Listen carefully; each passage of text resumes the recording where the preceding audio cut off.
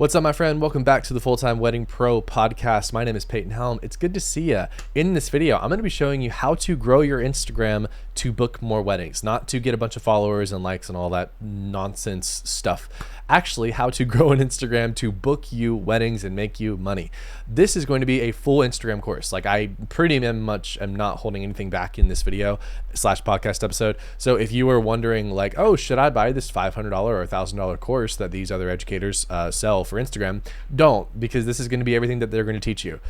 You're welcome. So obviously not including resources or whatever else they would include, but anyway, you get the point. This is going to be a full Instagram course in this video / podcast episode. So pay attention. It's going to be fast, and because I teach fast, and you might need to rewatch it a few times, but it's going to be every single thing you need to know to grow your Instagram to book more weddings. And make more money and have a successful business. Also, if you're not in the wedding industry for whatever reason, or if you're not a photographer or filmmaker, you can still use this, because this is going to be Instagram tactics that are going to help you grow any kind of business on Instagram, whether it's in the wedding industry as a photographer or filmmaker, or you're a planner or a DJ or a venue, or you're another type of online business owner on Instagram. I don't know, but obviously this is for wedding photographers and filmmakers, because that's what I am. If you don't know me, my name is Peyton Helm. Like I said, hello. I have a coaching program called Full-Time Wedding Pro. I've helped 250 wedding photographers and filmmakers scale to multi-six figures, mostly through paid advertising, but also through really good branding, sales processes, and yes, social media marketing. So I know what I'm talking about. Have a lot of results. Go to my Instagram, instagram.com/Peyton Helm, and look at my results highlight. I have a lot of student case studies. So yeah, I know how to get results, and this is going to be really good. So pay attention. So in this video / podcast episode, we're going to be talking about three things. So I'm going to go over those three things, obviously, and then there's at the end a bonus section for common mistakes that I see a lot of people make with growing a business-oriented Instagram page. So we're going to break down the three things that you need to do to grow your Instagram to get more weddings, or book more clients, whatever you do. And yeah, let's go ahead and do it. So the very first one is picking a strategy. So it's between organic and reverse organic. I did not coin this phrase. One of my mentors, Dan Henry, was the first person that I ever heard say this. I don't know if he created it, but that's besides the point. So it's organic versus reverse organic. So what does this mean?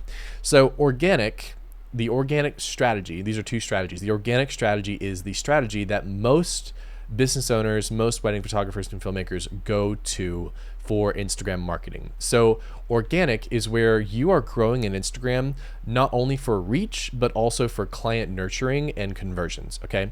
So this is the entire, like the whole gambit, right? You're making content to get more followers, to show your content to new people, and then you're nurturing those people when they follow you and they start engaging with your content, and then you're converting those people, whether that's on a sales call or whatever else. So it's pretty much the entire strategy. It's what you think about when you are making content for Instagram. Also, side tangent, Instagram, TikTok, YouTube, Pinterest, whatever. Well, Pinterest is more of a search engine, but like Instagram, Facebook, YouTube, TikTok, this all is pretty much the same stuff. Just adapt the actual tactics to whatever social media you want to grow, and it's going to be the exact same stuff. But anyway, so organic is what you think about when you think about marketing through Instagram. It's like the whole thing. You're making reels, you're making posts, you're making stories, it's all of it, right? Your goal is to get new followers and then convert those followers into bookings. Pretty easy. Reverse organic is a little bit different. So with reverse organic, this is actually the strategy that I teach the most of in Full-Time Wedding Pro. This is where you handle the reach side with ads or SEO or vendor referrals or whatever else, and then you use Instagram as a nurturing tool and a conversions tool, not a tool to get new followers. So your ads and your planner referrals and your social or your search engine optimization, that stuff will get you new followers. It will get you new people into your door. So you don't have to worry about doing that with Instagram. So you don't have to worry about numbers. And then you just make content to nurture people. If you pay attention, that's what I'm doing right now with YouTube and with my Instagram for the coaching business. That is my strategy. It was also my strategy for the wedding side, which I don't know if I was, it is still my strategy with the wedding side, because I'm still shooting weddings. I'm not one of those coaches that doesn't do that. So anyway, you have to pick one, right? Because you can pick one and then pivot, that's fine. But if you want to really maximize the time that you're spending, pick one. In my opinion, I think you should pick reverse organic and then let ads, ads, search engine optimization, and then, vendor relationships get your new people in, and they'll book you too. And then let Instagram be your reverse organic strategy, your nurturing strategy. There's a few reasons why. And then I'll dive into the actual tactics here in a second, I promise, but there's a few reasons why you want to do this. So if you go organic, you need to understand that it is a very, very long-term strategy. And it is a little bit difficult too. Like when you think about the search engine, why can't I talk today? When you think about the social media platforms, they are a pay-to-play platform. That's why Meta has ads.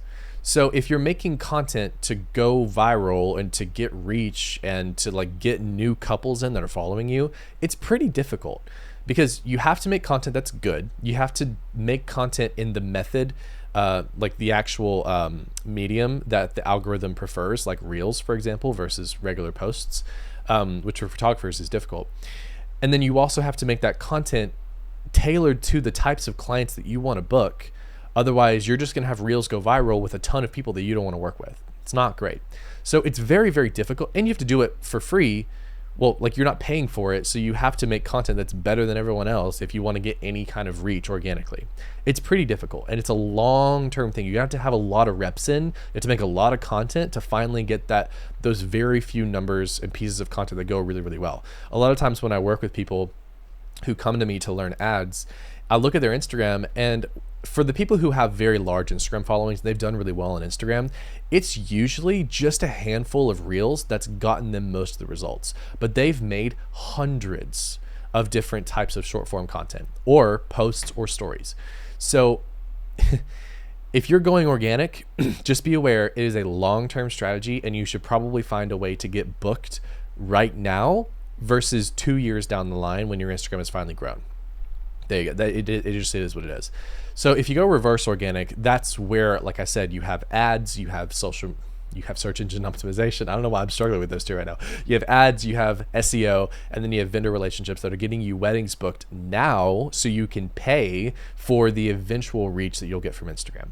And then you're nurturing the people coming to you on Instagram right now. That's my favorite way to do it, and that's why I teach it in Full-Time Wedding Pro. So, again, if you want to learn more about Full-Time Wedding Pro, go to fulltimeweddingpro.com, follow me on Instagram, message me, or click the link in the description. I've got a lot of resources there for you.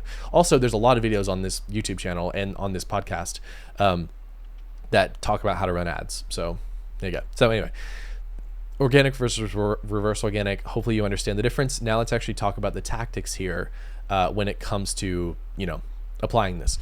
So with reverse organic, your goal is bookings. It's not likes. And it's really same thing with organic. Like obviously you do want to track followers and engagement and stuff like that.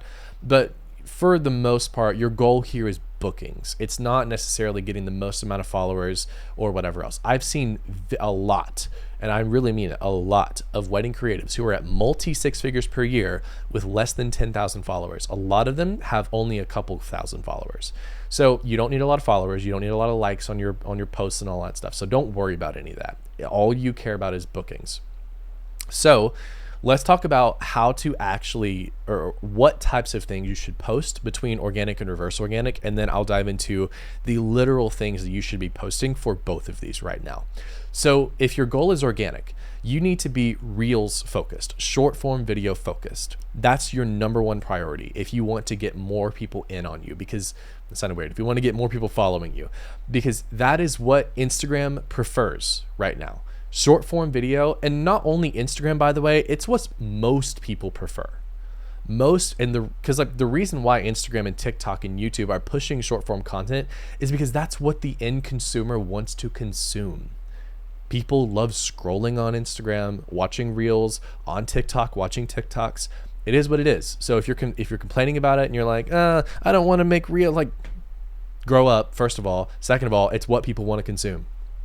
So if you want to grow a business, you got to make content that people want to see. It's kind of the entire thing. So anyway, Reels, that needs to be your focus if your strategy is organic.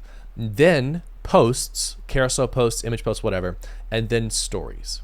Okay, that's your goal if it's organic. Now, reverse organic, almost the opposite. You need to be making posts and stories more, and then Reels. A lot of times with reverse organic, you don't even really need to make Reels. I do recommend it, but you don't have to. You can get by with just posting regular carousel posts or image posts and stories. Okay, so That's the difference between organic and reverse organic. Now with reverse organic, you need to be running ads, you need to be ranking on Google, you need to be making vendor connections. That's a whole different conversation. I've got other videos on this channel that can talk about that, but you don't need to be making reels. So there you go.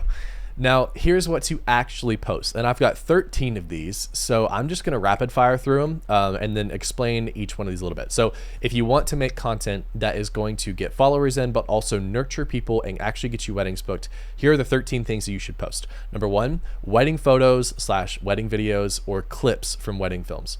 That's pretty self-explanatory, and you can do that. All of these you can do either stories, reels, or posts. So there you go. That's the first one. Second thing is teasers. So if you have sneak peeks, wedding film that's a teaser, it's really short, you can post that. There you go. Third, behind the scenes. That's pretty obvious. Hire somebody to go out to a wedding with you, film behind the scenes. It's great to have that content. It's great for any kind of posts, carousel posts, stories, reels, whatever. Number 4 is trends. These are more for reels. So whatever kind of fun trend you can jump on, that'll get you usually a lot of organic growth, and then bonus points if you can make it for people who are actually like your ideal engaged couples. Number 4 is trends. Not my favorite, but it is what it is. Number 5 is replying to comments. You can actually make stories replying to comments you get on reels, and you can make reels replying to comments that you get on other reels. Those do really, really well for nurturing, and those also do really well if they're controversial for getting a lot more followers. Number 6 is client welcome stories. This is something that not a lot of people talk about, but whenever you book a wedding, you can make a story, it's my favorite, of a picture of them saying, "Thank you so much for booking me. I'm so excited to shoot your wedding." This does 2 things. It validates them for booking you, and number 2, it creates a buying frenzy from people who want to hire you and they see that you're booking out. So make client welcome stories. Number 7, testimonials. This goes without saying. Video testimonials from clients, image testimonials from clients, story testimonials from clients. Get testimonials. They are one of the most important things you could do. Number 8, your life. People follow people, not brands. So post stuff about your life. I literally will post whenever I'm out to lunch with Caitlin, whenever I'm like, I show my pets off, whenever I'm like, I buy something, or I'm like playing drums or working out or whatever. Like, I show my life and people love that. The most engagement I get on my content are posts about me, because people love following people, not companies. Okay, so post about your life. And if you have an associate team, who cares? Post about your life, and then just make sure people know that you have a team and it's not just you shooting the wedding. So again, people don't follow people. You're not Tesla, you're not Apple, right? They're not going to follow you because you make a cool product. They're going to follow you because they want to follow a person. There you go. Number 9, polls, questions, or story interactions. So you can post these on your stories mostly. So polls, FAQ, you just whatever other kind of story elements, just post them all. They work great. Instagram prefers when your story is a little bit more active. Also, Instagram will push stories that are more controversial, which is really fun. I love that. And I'm talking huge numbers. Like, it'll 2 or 3x your reach if you post a controversial story. I've tested it. It's crazy. So polls, questions, story interactions, controversial stories. That's number 9. Number 10, I don't like these, but you can do it. Promos or giveaways. Those are pretty self-explanatory. You can make a follower giveaway. You can make an engagement giveaway. You can have people share posts on your stories. I did that with a camera giveaway a few months ago, and I got like 5,000 followers from it, which is pretty cool. And it only cost me a camera, which was a lot of money, but it is what it is. So, obviously I made up for that with coaching sales, but it worked, and it got me a lot of followers and a lot of really cool new conversations that I got to meet, and people that I got to meet. So it was pretty cool. So number 10, promos or giveaways. Number 11, information about your offer. So what do you do that's different than your competition that you can post on social media and have a story post about, a story highlight about, a carousel post about, a pinned post about, a reel about? What do you do? What do you offer that is really, really solid, a lot of your couples really want, or things that are better than your competition that you can make known on Instagram? If people don't know what you offer, how are they going to hire you? That's number 11. Number 12, educational material. So these are things like how to plan your wedding, how to achieve X without stress, how to hire the perfect photographer, how to hire the perfect planner. Here's a planner list. Here's how to plan an epic elopement in Rocky Mountain. I don't know. Whatever type of educational material that you think would be helpful for your couples, that is something that you can make all kinds of content about. And then number 13, which is one of my favorites, is long form to short form. So if you make long form YouTube videos or you make long form blog posts, you can condense those to short form reels, stories, or carousel posts on your Instagram. Okay, that is the 13 things you can post on Instagram. Obviously, I'm sure there's more. Those are just the 13 things that I thought of whenever I first wrote this out. So there you go, 13 things you can post. And that is number one, organic versus reverse organic. All right, let's take a breath. I'm gonna chug my energy drink. Okay, now let's talk about number two, profile setup. This is important. This is really, really, really important, actually. This is just as important as the content you make, because a really bad profile will not get followers. I promise you. So let's go through, I think there's 5 things here that I want you to make sure you're checking when it comes to your profile setup. There actually might be more. I don't know. We'll see. So number one, have a profile picture that is a person. Please don't have a profile picture of a logo. I don't care if you're a brand. I don't care if you have 10 associate teams or whatever. Have a person. It doesn't have to be you, but have a person that is your profile picture, not a couple, a person that's either you or the face of the brand. Because again, people follow people. I don't care how big you think you want your company to be. You're not Tesla, you're not Apple. People aren't going to follow you if you're not a person. So make a profile picture a person, and then have a person as the face of the brand. Okay, just do it. All right, please just do it. The only caveat here is if you're like a local studio or something like that, then you can take a little bit more of the brick and mortar approach, like coffee shops and stuff like that have a logo, that's fine. But if you're a online high ticket service based business, please God, have a profile picture of a person so that way you can increase trust. If you're selling $7 coffees, sure, have a logo. But if you're selling a $5,000 or $10,000 wedding, even a $2,000 wedding, have a person there that people can know, like, and trust. That is huge. I'm not joking. This is not an opinion piece. This is backed by data, so please do this. Number two, a name and a business name. Please don't make your name Florida Wedding Photographer. I know SEO is important, but please God, have your business name and your personal name in there somewhere, okay? Because listen, what's the use of having a profile picture of a person if you don't know their actual name? I cannot tell you guys how many times I have photographers message me about running ads, growing their brand, whatever, and I don't know their name because it's nowhere to be found on their social media. How am I supposed to address you as a person? What's your name, bro? Like, sure, have Florida Wedding Photographer, but then say Florida Wedding Photographer, Happy Couples Photography. Hi, my name is Morgan. Just do that. Like, it's not very hard. Have some type of name so people know who they're talking to. I feel like this should be basics, but some people don't do it. It's one of the biggest mistakes I see. Number three, this is more of an opinion piece here. So just take that with a grain of salt. I really recommend everybody get verified. Yes, I know it's $15 a month. I don't want to spend $15 a month, whatever. If you're not, if you're broke, sure, don't get verified. It's fine. But if you're making any type of money, I think you should get verified. And there's a few reasons why. Number one, when you get verified, you have 2-factor authentication, and you have a dedicated support line with Meta, which is huge, especially if you're running ads. I tell all of my students who run ads to get verified. It's one of the most crucial things you could do. So, because if you're running ads, you're a target of getting hacked. It is what it is. It's nothing to do with ads being shit or whatever. It just is what it is. When you put yourself out there, you are putting yourself out there organically too, by the way. You're putting yourself out there to get hacked. So having 2-factor authentication, having a dedicated support line with Meta is important, and it's worth the $15 a month. The third thing is it will give you more trust and authority because you have the check badge. It is what it is. Obviously, it's not the influencer, vibe anymore, and that's fine. But it is, if you can show that you are a verified business owner, you are higher trust to people. And then number 4, this is an anecdotal experience, but whenever I was running ads before I was verified, and then I switched to being verified, I changed nothing on the ad side. I changed nothing on the sales process side. And my cost per call booked went in half. The only thing I changed was I got verified. Again, anecdotal. It could just be a correlation. I don't know. It is what it is. It's worth putting out there. I think everybody should get verified if you're a serious business owner. If you're just a hobbyist, it's fine. But if you want to grow a serious multi-6-figure brand or even just a 6-figure brand, get verified. It's worth it. Number 4, this is back to not opinion. This is back to factual. Your bio should be on brand with your site. So for me, for example, if I am an elopement photographer for couples who are wild at heart, I need my bio on Instagram to say elopement photography for the wild at heart.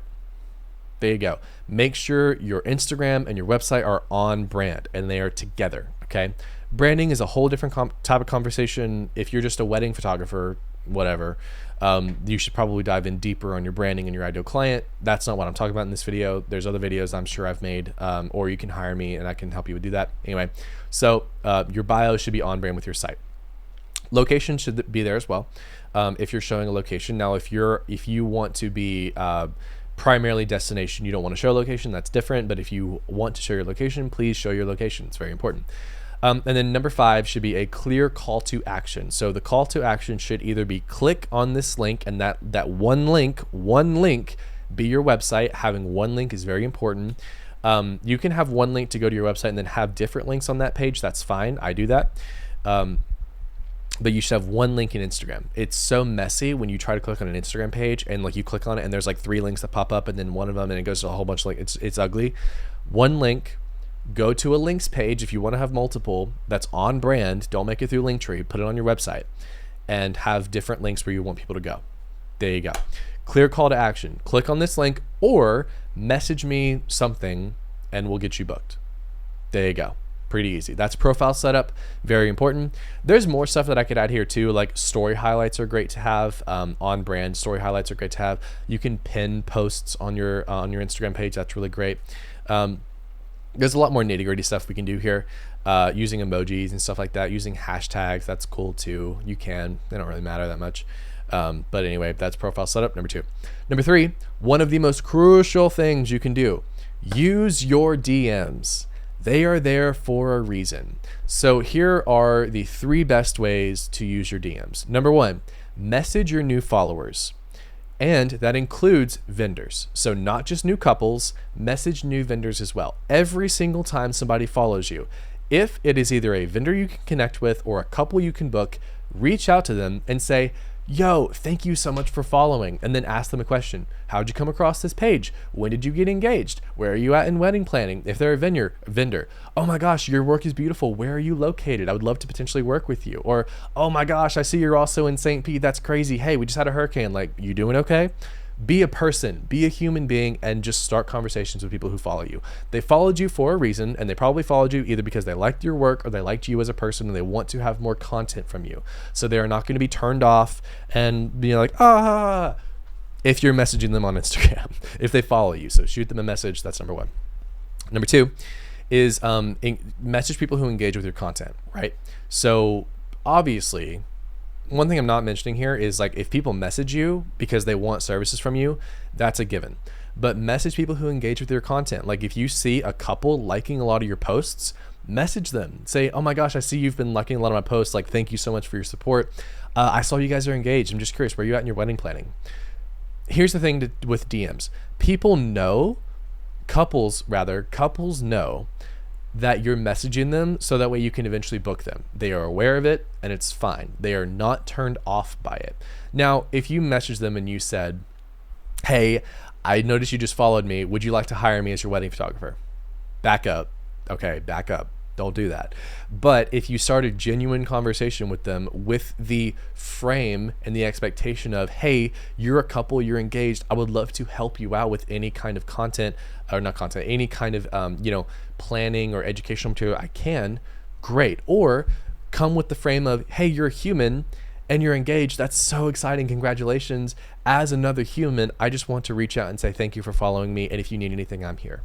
That's it. And then obviously if you can make that conversation tailored to eventually have them book you, great. Just start the conversation. And you'll actually be surprised at how many new couples who follow you will instantly be like, oh my God, I love your work. Let me learn more information. It happens. It's great. Use your DMs. The third thing is use ManyChat. So ManyChat, ManyChat, ManyChat.com. Use it. It's a great resource. People can message you. You can have automations. People can comment on stuff. You can have automations to message them. It's great. I don't really want to say anything else about it. Go to ManyChat.com. I'm not affiliated with them. I use them, but I'm not affiliated with them. They have courses on how to use it. It's great. A lot of people use it. It's a great software. I use it all the time. So that is number 3, how to use your DMs, or use your DMs rather. Okay, so we've gone through the 3. Number 1, organic versus reverse organic. Pick a strategy. Number 2, Nail your profile setup. Number 3, use your DMs. Now let's go over common mistakes. I've got 8 of them, and then we'll cut it. So number 1 common mistake, making it your only strategy for booking weddings. Don't do that.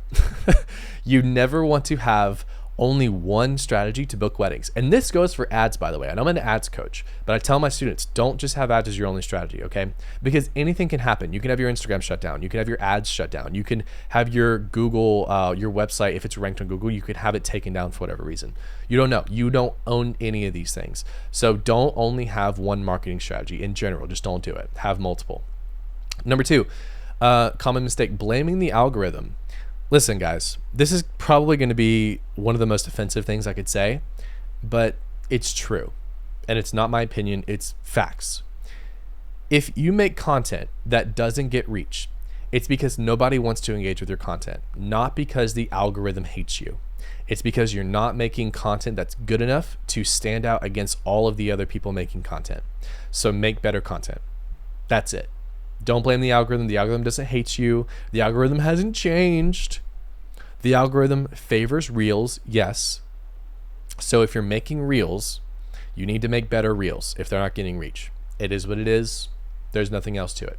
People will engage with what they want to engage with. And if nobody's liking your stuff, if nobody's looking at it, that means that you just haven't made content that's good enough. Sorry, it is what it is. Number 3, volume over quality. If you make a reel a day, that's great. If they're all trash, that's not great. It's a waste of time. I would much rather you guys only post 1 or 2 reels a week that are high quality. Hell, 1 or 2 a month that are high quality than 7 per week that are just kind of eh.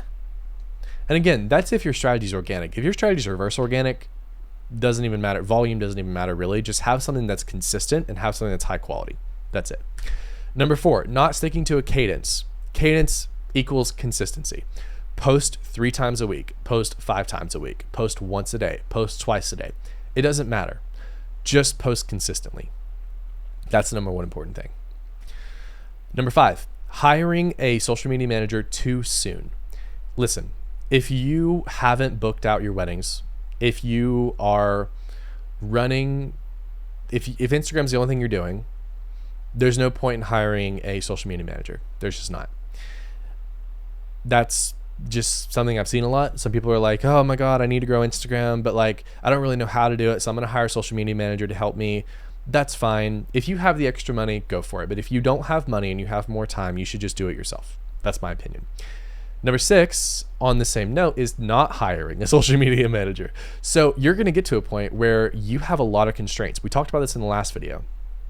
Maybe your current constraint is you're posting all the time on social media and you need to run ads or rank on Google, but you don't have any time because you're posting on social. Hire a social media manager. Or you're posting a lot on social media, but your client work is getting backed up because you have no time to edit. Either hire a social media manager or hire an editing team. If you get constrained either in marketing or client fulfillment and it is stopping your business from growing, then you need to figure out what to do and hire it out.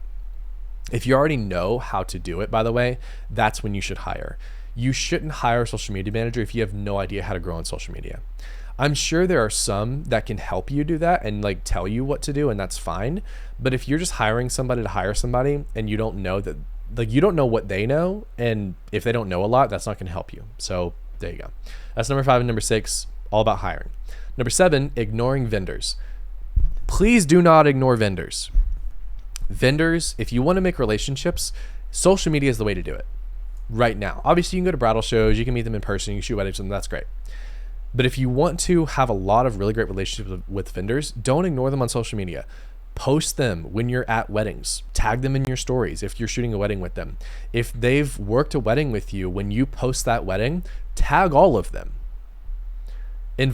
Send them galleries, let them post, let them tag you. I do that all the time. Message new vendors all the time. If it's a planner, they followed you. Oh my God, hey, if it's a planner that didn't follow you, go follow them and message them.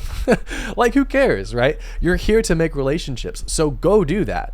Have conversations. Don't ignore vendors. Vendors are one of the most incredible ways to book weddings, and also just have friendships. It's great, right? I love all of my vendors that I'm friends with, whether they send me weddings or not.